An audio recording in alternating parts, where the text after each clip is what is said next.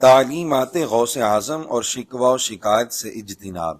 انسان کو ہر وقت اللہ تعالیٰ کی بے شمار رحمتیں نصیب ہوتی ہیں، جسمانی نعمتیں، روحانی عطائیں، خارجی نوازشات۔ اگر انسان یہ سب کچھ گننا چاہے تو اس کی گنتی ختم ہو جائے گی، مگر اللہ تعالیٰ کے احسانات شمار نہیں کر سکے گا۔ ان احسانات کے ساتھ ساتھ بعض اوقات انسان پر بیماری، تنگ دستی، خوف اور پیاروں کی وفات وغیرہ مصیبتیں بھی آتی ہیں۔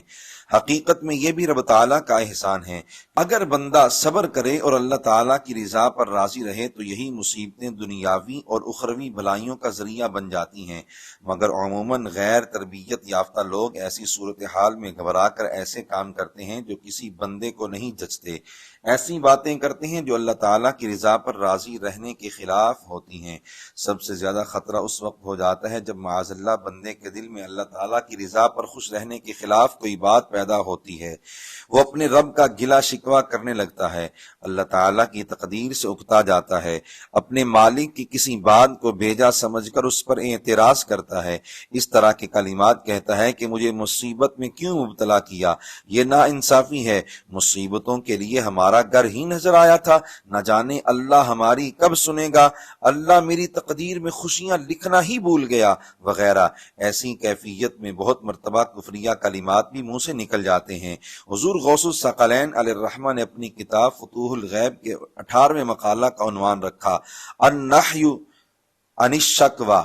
شکوہ کی ممانعت۔ اس مقالہ میں آپ نے نہایت خوبصورت پیرائی میں یہ بات سمجھائی کہ انسان کو کسی بھی حالت میں اپنے رب کی تقدیر پر ناراض ہونا یا شکوہ کی معمولی سی بات کرنا جائز نہیں۔ مقالہ کے آغاز میں تاکیدی نصیحت کرتے ہوئے ارشاد فرمایا لا تشکون الی احد ما نزل بک من بلاء کائنا من کان صدیقا او عدوا ولا تتهمن الرب عز وجل فيما فعل فيك وأنزل بك من البلاء بل أظهر الخير والشكر فكاذبك بإظهارك للشكر من غير نعمة عندك خير من صدقك في إخبارك جلية الحال بالشكوى، یعنی تم پر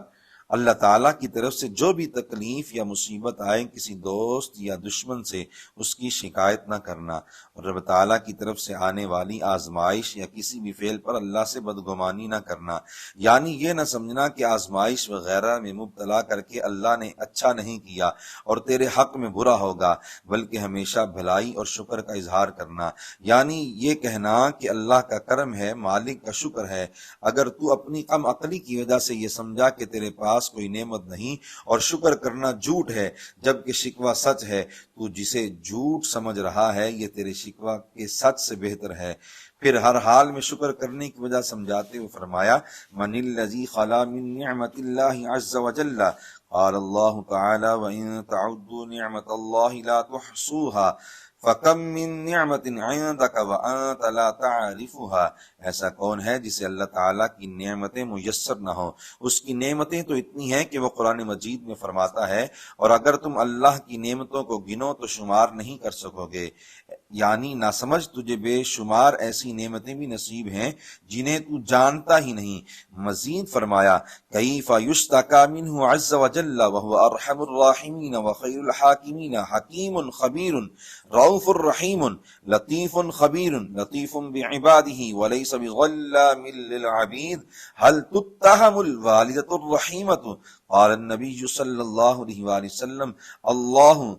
ارحم بعبده من الوالدۃ بولدها، یعنی رب العالمین کا گلہ کیسے کیا جا سکتا ہے حالانکہ وہ رحم الراحمین ہے، خیر الحاکمین یعنی سب سے اچھا فیصلہ فرمانے والا ہے، بے پناہ حکمت و دانائی والا ہے، ہر چیز کی خبر رکھنے والا ہے، مہربان ہے، ظلم نہیں کرتا۔ کیا کوئی بندہ شفقت کرنے والی ماں کے بارے میں بدگمانی کر سکتا ہے؟ اللہ تعالیٰ کی شان تو یہ ہے کہ ارشاد نبوی کے مطابق وہ ماں سے بھی زیادہ رحم فرمانے والا ہے، بلکہ دوسری حدیث پاک کے مطابق پوری مخلوق کی شفقت و مہربانی کو اکٹھا کیا جائے تو بھی اللہ تعالیٰ کی رحمت کے ساتھ اس کی کوئی نسبت نہیں، اس کی رحمت کی تو انتہا ہی نہیں۔ اگر انسان مشکلات میں ملنے والے اجر و ثواب پر غور کرے اور تربیت یافتہ لوگوں کی سنگت اختیار کرے تو نہ صرف اسے ذہنی سکون حاصل ہو بلکہ چھوٹی سی چھوٹی آزمائش اور بڑی سے بڑی مصیبت اس کے حق میں ڈھیروں بلائیوں کا ذریعہ بن جائے۔